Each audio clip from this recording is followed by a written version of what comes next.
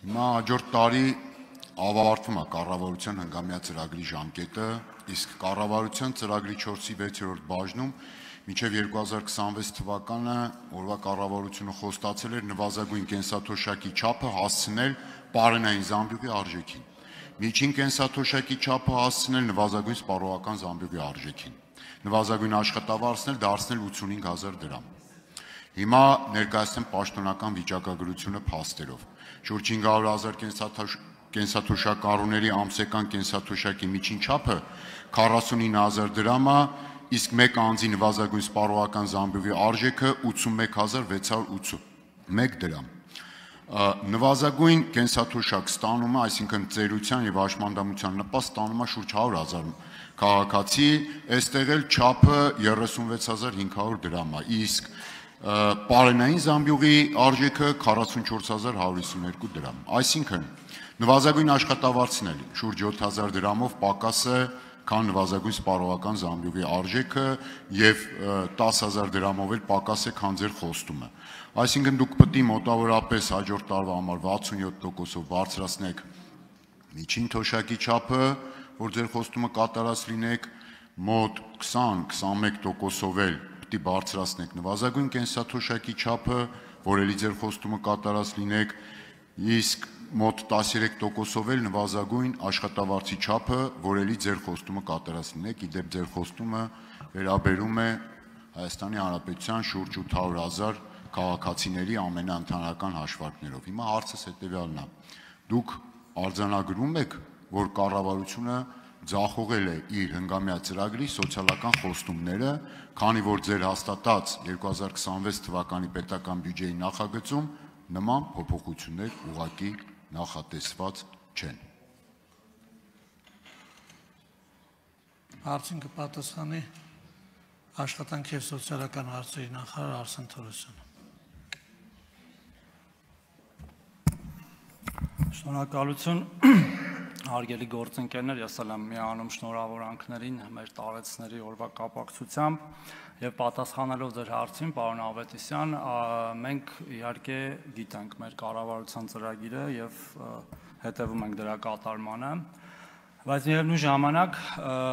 մենք նորարարական գործիքներ ենք կիրառում կենսաթոշակների բարձրացմանը հասնելու համար եւ այսօր գործող արդեն մի ծրագիր ունենք, որը հետվճարի համակարգն է, որը ոչ միայն թույլ է տալիս մեր կենսաթոշակառուներին եւ ոչ միայն կենսաթոշակառուներին, այլև բոլոր նպաստառուներին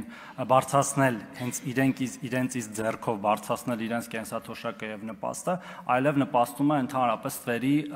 վերացմանը մեր հանրապետությունում, ինչը նաեւ հավելյալ գեներացնում է հարկեր, որով էլ նորից վճարվում են այդ կենսաթոշակները եւ նպաստները։ Եվ ես այսօր ուզում եմ այս առիթը օգտագործելով հայտարարել, որ մենք 2026 թվականի հունվարի 1-ից հետվճարի սահմանաչափերը վերանայելու ենք դեպի վերև։ Այսօր գործող 12%-ի փոխարեն մենք այն սահմանելու ենք 20%-ի չափով, որը մոտավորապես միջինում բարձրացնելու է կենսաթոշակները 3-ից 3,500 դրամի սահմաններում, միջին հետվճարը 12%-ի պայմաններում մոտ 4,000 դրամ է, 4,000-4,100 դրամ, եւ քաղաքացիները մեր ովքեր ստանում են նպաստներ եւ կենսաթոշակներ կարող են կրկին ինքնուրույն կատարելով անկանխիկ առևտուր բարձրացնել իրենց կենսաթոշակները եւ նպաստները։ Եվ ես կարծում եմ, որ մենք այս նորարարական գործիքները պետք է ավելի համարձակ եւ ակտիվ կիրառենք, որպեսզի միանգամից մի քանի նպատակի հասնենք։ Կարծում եմ սա շատ կարևոր ձեռքբերում է լինելու 2026 թվականին մեր պետության համար եւ մեր բոլոր կենսաթոշակառուների եւ նպաստառուների համար եւ առիթը օգտագործելով ուզում եմ նրանց բոլորին կոչ անել, հատկապես նրանց, ովքեր որ իրենց կենսաթոշակը եւ նպաստը ստանալիս գնում եւ միանգամից կանխիկացնում են այդ գումարը եւ ըստ էության կանխիկ են առևտուր անում, դա չանել, այլ իրականացնել անկանխիկ առևտուր եւ դրանով իսկ նորից ըստ էության իրենց կենսաթոշակի բարձրացման հարցը պահել իրենց ձեռքերում։ Արձագանք։ Պարոն Թորոսյան, ձեր համար լավ լուր ունեմ։ Ձեր պատասխանը դասական պոպուլիստական պատասխան էր եւ ըստ էության չէր բխում իմ հարցադրումից, բայց վատ լուրել ունեմ։ Վատ լուրն էլ նա, որ ես ձեր գործունեությունը նկատի առնելով, որ նաև մի մասով իմ աչքի առջև ա եղել, մտածում եմ պիտի գաք այստեղ եւ ասեք այդ խոստումը տվել են հները, ես ինչ կապ ունեմ դրա հետ, թող գան կատարեն։ Պարզ բան եմ ասում, պարոն Թորոսյան, ասում եմ 49000-ը պետք է դառնա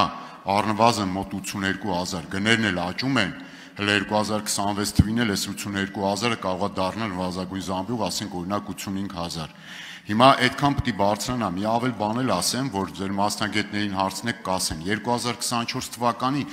կենսաթոշակ ստացողների միջին կենսաթոշակի չափն էլ իջել է, որովհետև ստաժը այս նոր եկողների ավելի քիչ է, այսինքն ստեղ էլ մի եւս ճնշում։ Հիմա 32-35 հազար դրամ պետք է բարձրացնեք մեկ տարում, վստահաբար դա հնարավոր չի անել եւ չեք անելու, հիմա դուք ասում եք 4000 դրամով հետ վճար։ Ընդհանրապես չխոսեցիք էլ նվազագույն աշխատավարձ ստացող աշխատող աղքատների ձեր տված խոստումների մասին։ Բա եղավ։ Պարոն Ավետիսյան, ես ըստ էության պատասխանեցի ձեր հարցին, նաև ավելի լայն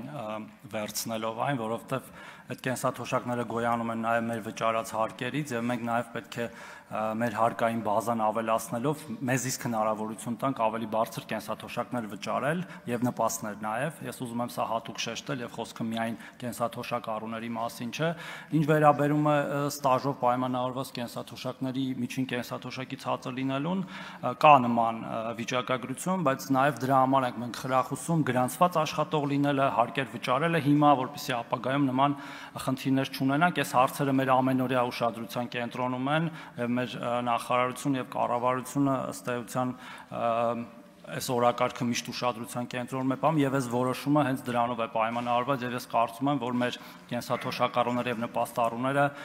իրական հնարավորություն ունեն այս չափով բարձրացնելու իրենց կենսաթոշակը եւ նպաստները։ Շնորհակալություն։